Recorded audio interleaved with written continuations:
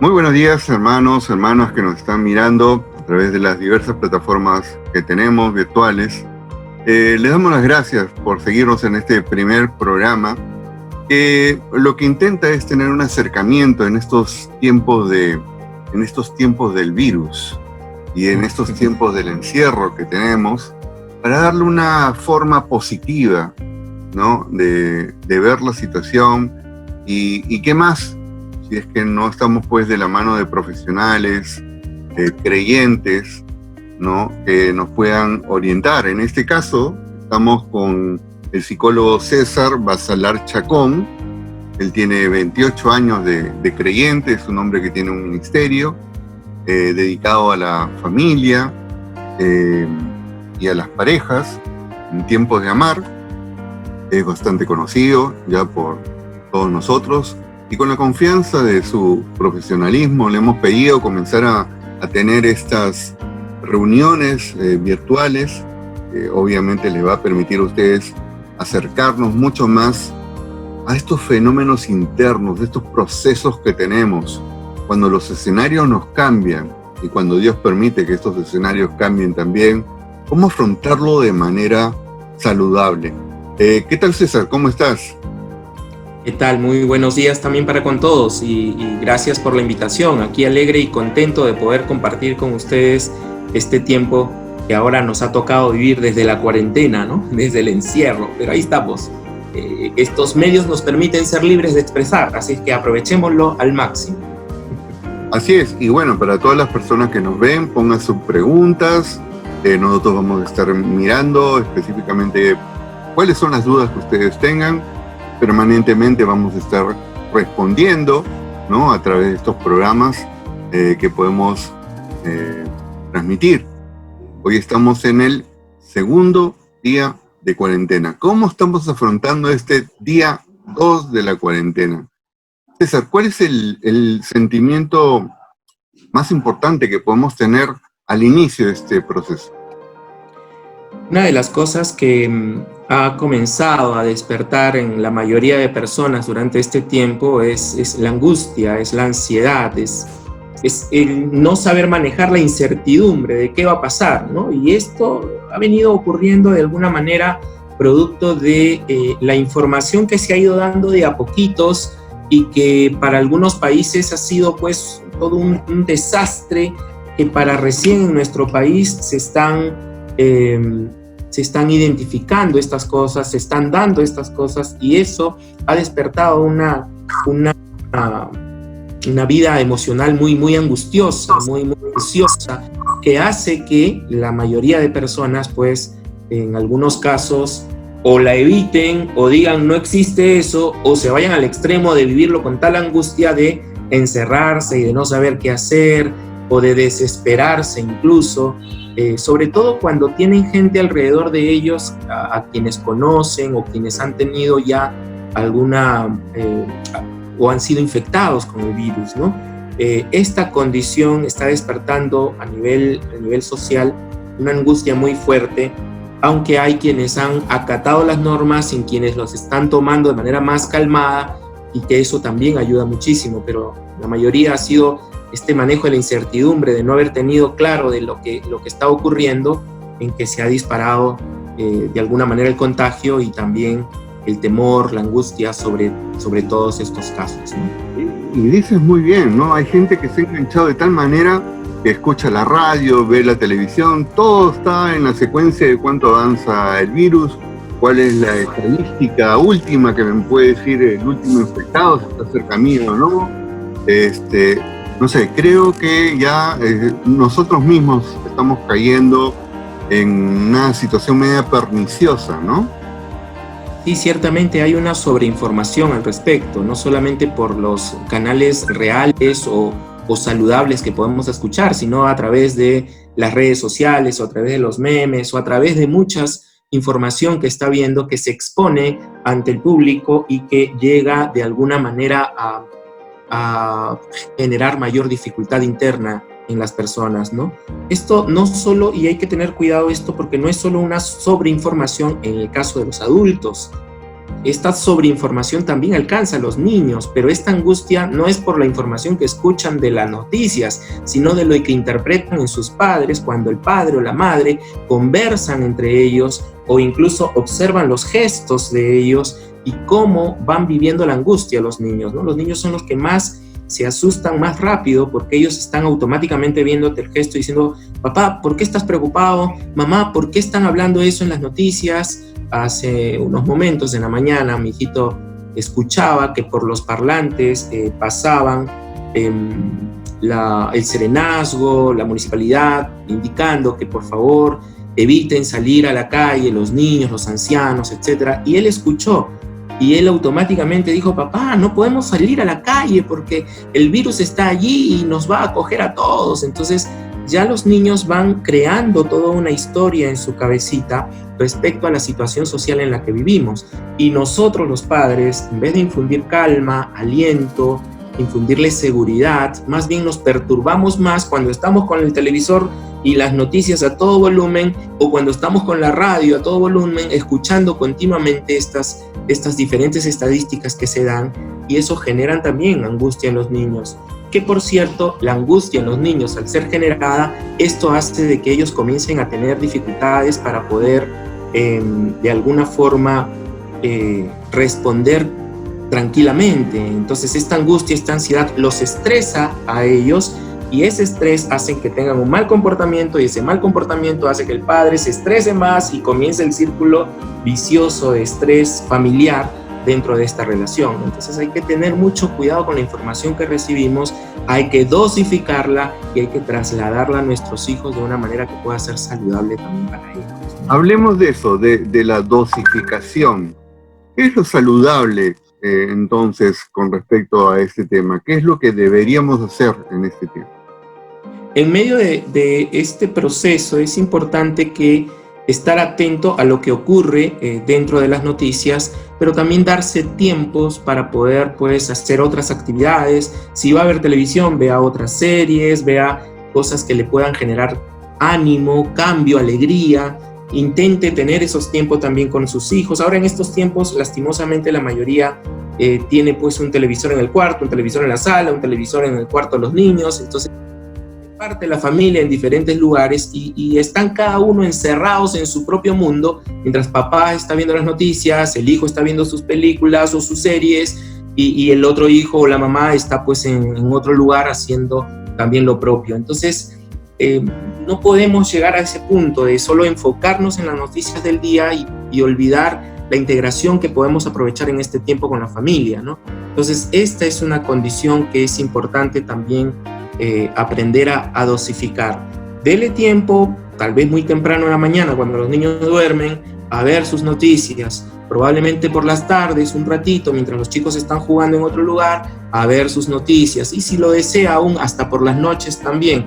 Pero no se establezca un día entero viendo noticias o hablando de este tema. Ya sabemos que es una condición complicada.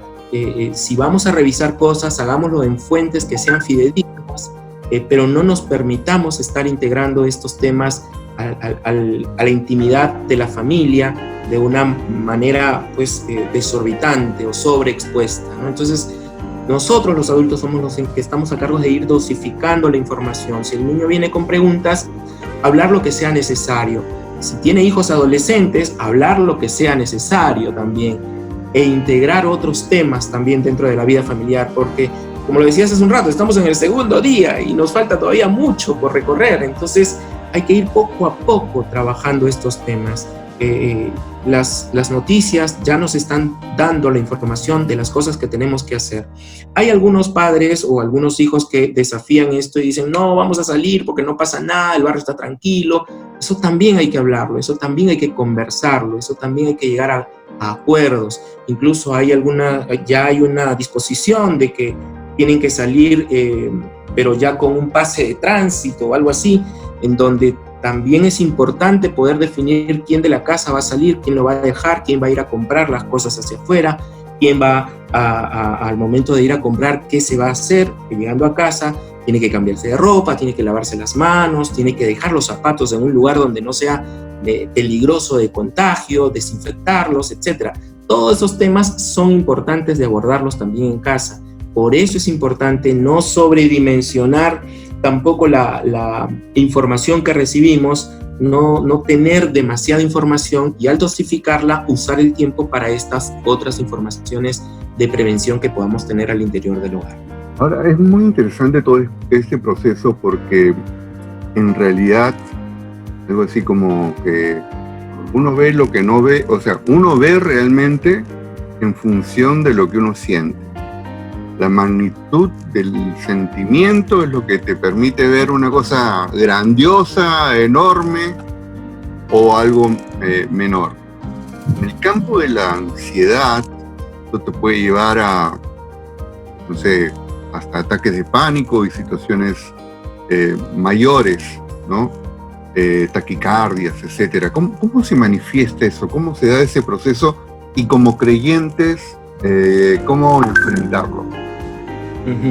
Una de las cosas que la Biblia es clara al respecto, en el libro de Proverbios, el capítulo 12, el verso 25, dice: la angustia causa tristeza, pero una palabra amable trae alegría. Eso está en la versión de traducción del lenguaje actual. Entonces, con la angustia no solamente aparece el miedo, sino que también genera una tristeza que hace que las personas comenzamos a vivir circunstancias a nivel de sensaciones corporales, pero también a nivel de pensamientos, ¿no? Una de las cosas que suele ocurrir con la ansiedad es que tiene un componente fisiológico, hace que la persona comience a sentir aspectos en su cuerpo que le generan mayor temor, sudor en las manos, las palpitaciones, en algunos casos las taquicardias, la sensación de ahogo, que no puedo respirar.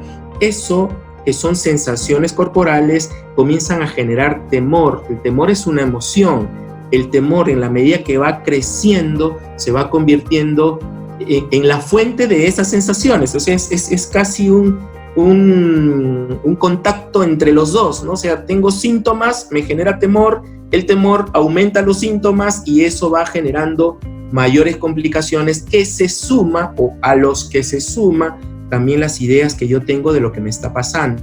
Si yo veo, por ejemplo, estoy observando en mi interior que estoy con el corazón que me palpita demasiado, me sudan las manos, siento nerviosismo y me empiezo a pensar: Dios mío, ¿qué me está pasando? No puedo respirar. Uno de los síntomas del coronavirus es que no puedo respirar, y eso comienza a generar en mí toda una historia imaginaria en mi mente, donde, como lo decía mi terapeuta también, tenemos una mente parlanchina que comienza a hablar en nuestro interior y comienza a crecer. Y eso que pensamos, sumado a lo que sentimos, hace que reaccionemos con angustia.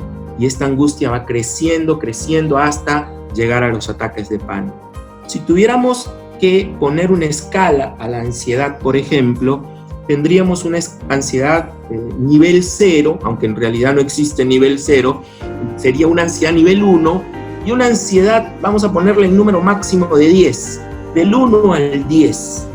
Entonces, del 1 al 5 podría ser una ansiedad que nos genere una precaución, que nos ayude a adaptarnos al momento que estamos viviendo y que nos motive a hacer actos que sean saludables o actos de protección. Hasta ahí podríamos nosotros decir que esta ansiedad podría ser algo favorable, algo positivo, algo adaptativo. Pero si empezamos ya con una ansiedad tipo 6, 7, 8, 9, ya llega al grado máximo de 10, se convierte en una ansiedad desadaptativa. Allí es cuando las condiciones ansiosas han superado, se han desbordado estas emociones y no nos permiten tener un mayor control o necesariamente tener una mayor gestión de nuestra vida emocional. Entonces, si estamos en un nivel de ansiedad tipo 3, 4, no hay problema, hay formas de poder manejarla. Respirar profundo, salir a la parte de la sala de la casa, a un lugar cerca a la ventana donde te dé el sol, donde puedas respirar profundo, el tomar un poco de agua, el que llegues a 4, a 5, ya estamos en la necesidad de hablarlo con alguien, de compartir y decir: chicos, o esposa o hijos, me siento un poco extraño, por favor vamos a conversar algo, vamos a hablar sobre algo agradable, algo que le permita incluso si es necesario ponerse a ver videos en YouTube, pero que sean divertidos, o canciones favoritas que uno tenga. Cuando ya llega al 6, al 7, ya eso es indispensable. Entre 6, 7 y 8 es indispensable que la persona haga algo ya. Algo como ¿qué? Como volver al presente, como concentrarse en lo que está viviendo en el instante. No atemorizarse por lo que siente ni por lo que piensa, porque generalmente su mente va a volar, va a sufrir por adelantado, porque va a estar enfocado en el futuro. Todavía no pasa, pero ya lo está sufriendo. Entonces hay que volver a la realidad actual, hay que volver al tiempo presente. Hay que respirar profundo, hay que hablar sobre cosas que estamos pasando, hay que darnos incluso hasta autoinstrucciones, como les decía hace un rato el proverbio que leí, ¿no? La angustia causa tristeza, pero una palabra amable, una palabra agradable, una palabra que me traiga consuelo, paz, me puede ayudar a calmar. Entonces, en medio de eso es importante llegar a ese nivel de poder hacer cosas prácticas que nos hagan regularnos. Si estoy en 9 o 10.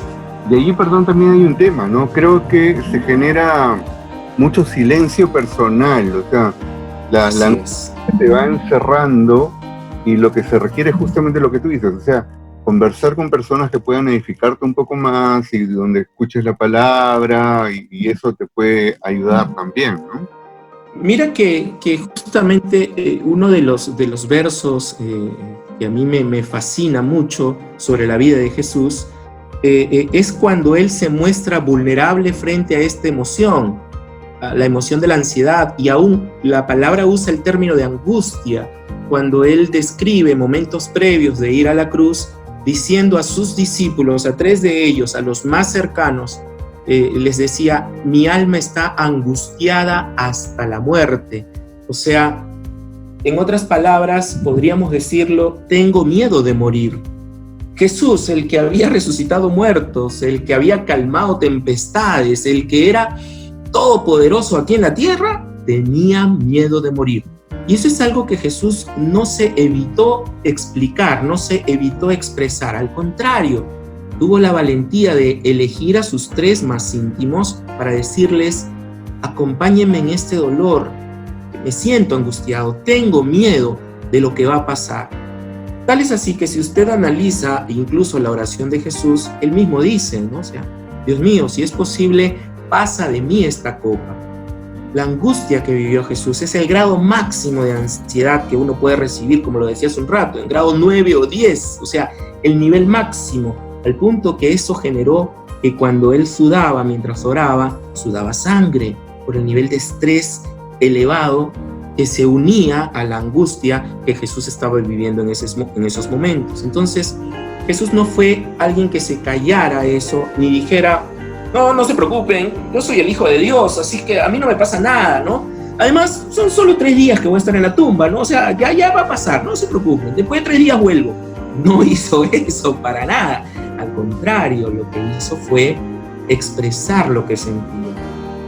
Hay un componente liberador cuando expresamos lo que sentimos, cuando tenemos la confianza de decirle a alguien lo que pasa en nuestro interior. Nadie va a poder saber lo que hay en tu interior si no te atreves a decirlo. Y aun cuando lo dices, tú mismo eres consciente de lo que está pasando en tu interior, y eso hace que baje la ansiedad, eso hace que baje la angustia.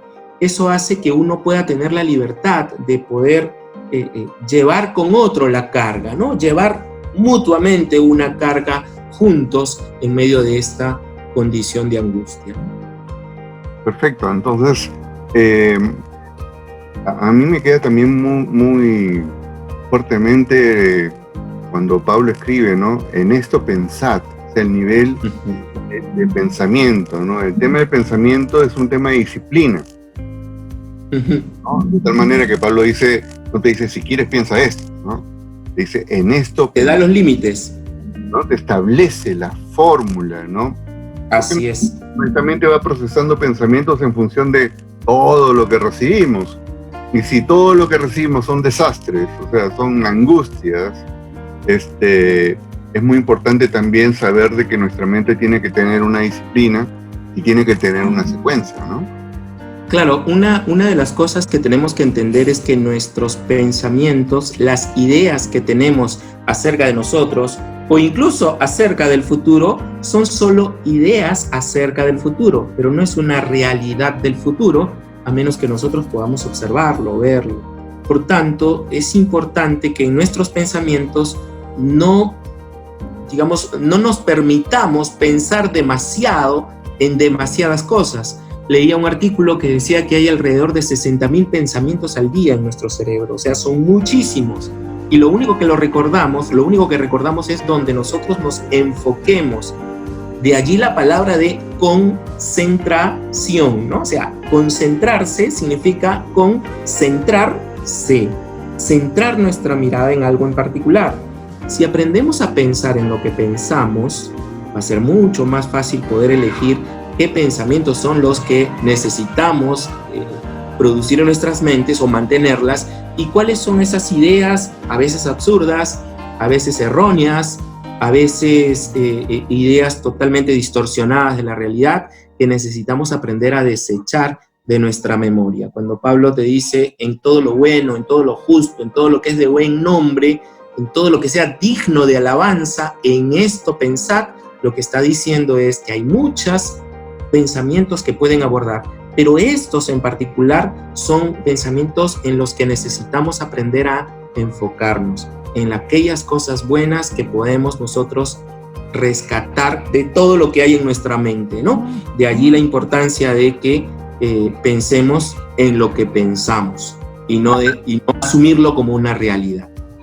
Perfecto, César. Bueno, estamos en el día 2 y entonces el mensaje es aprender a pensar, a tener conciencia de lo que pensamos, a ser disciplinados, a utilizar bien nuestro tiempo y la información que tenemos, desengancharnos y comenzar a vivir más saludablemente el proceso. Total, el Señor es cercano de cada circunstancia que vivimos. Así es. Y aprender a dar palabras de bondad, de calma, de alegría, aún en medio de estas circunstancias. También estamos nosotros muy enfocados en, wow, recién va el día 2, faltan todavía 13 días más, y nos enfocamos en cosas que nos lastiman, ¿no? Entonces hay que bajarle el nivel, hay que aprender a hablar palabras de ánimo, palabras de alegría, y aprender a manejar también estos tiempos en donde vamos a estar pues toda la familia metida en la casa. Probablemente algunos días van a estar de mucho estrés y vamos a bronquearnos, probablemente en algún momento no vamos a querer vernos, probablemente en algún momento vamos a estar cansados sin saber qué hablar, sin saber qué decir, renegando de todo lo que nos está pasando, pero eso es parte de la vida, eso es normal en estos tiempos y bajo estas condiciones. Así es que hay que tener un poquito más de flexibilidad también en eso, porque basado en eso, nuestros pensamientos rígidos podrían decir, oye, eso no puede pasar, tú eres creyente, no puedes estar gritándole a tu hijo, no puedes estar gritando con tu esposa, y todo eso genera mayor perturbación, que también nos genera angustia. Entonces hay que darnos estas libertades en algunos momentos y aprender a regularse para poder aprender a entrar en una mejor conversación, en una mejor vida realmente, ¿no? En una mejor vida emocional. Bueno, queridos hermanos, hermanas, dejemos más temas para el día de mañana, que vamos a seguir conversando con César, el psicólogo César Basalar Chacón. César, ¿algún número que los hermanos puedan llamarte directamente para alguna consulta? Sí, el número de la oficina que aún todavía seguimos atendiendo, porque seguimos atendiendo incluso a través de estos medios, es el 980-50-8262. Ese es el número para poder contactarse con nosotros, el 980-50-8262, para cuando gusten, estamos para poder atenderlos. Aún a través de este medio también podemos hacerlo. ¿Un correo electrónico? Sí, pueden escribir a cesarbasalar@gmail.com o entrar a la página web de nuestro ministerio, que es www.tiempodeamar.org. Allí también hay un correo electrónico donde usted puede escribir en informes@tiempodeamar.org. Bien, perfecto. Así que muy buenas tardes o noches a quienes nos ven más tarde. Un abrazo para todos y que permanentemente durante estos tiempos del virus estaremos haciendo y sacando programas para que usted pueda vivir más saludablemente. Que Dios lo bendiga. Nos vemos. Listo, bendiciones. Chao, chao.